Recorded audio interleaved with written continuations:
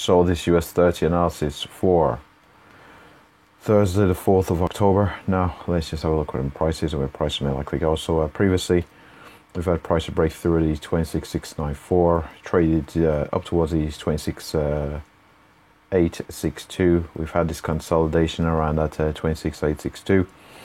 From this consolidation around the 26,862, we've had a rally to the upside towards the 26,950. Didn't quite get towards the 27,000, from which we've seen the sell side momentum come back into the market, take it through 26,862.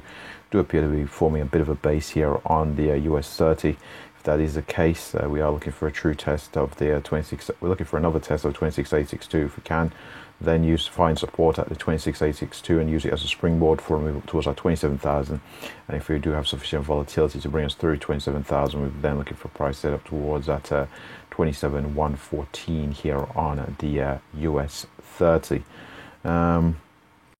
If, however, we do see a bit of a turnaround and we aren't in fact building a bit of a base here, where we are present in around that 26,700 or so. If we aren't building a base for a move back to the upside, if we do see a breakdown, look at see our price direct around 26,694, successful break from which we're then looking for price target at 26,507.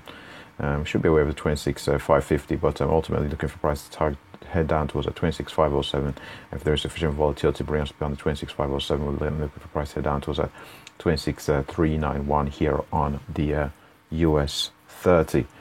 I suppose should mark out our highs here on the chart. Our most recent highs may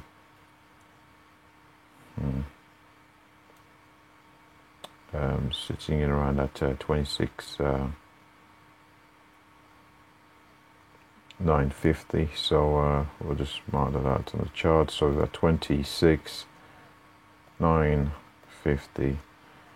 May come into some importance going forward. So we'll keep 26,950 on the charts, our most recent high, and beyond that we've mentioned the 27,114. I don't anticipate 27,374 coming to focus, so we may just see the far end of the range be around 27,000 or that 27,114 here on the US 30.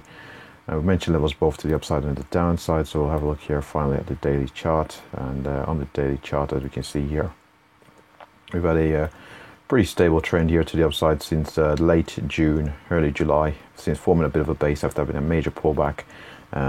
We've had a series of higher lows posted, consolidations through to higher lows. We've had a pullback more recently. We've had this sharp acceleration momentum.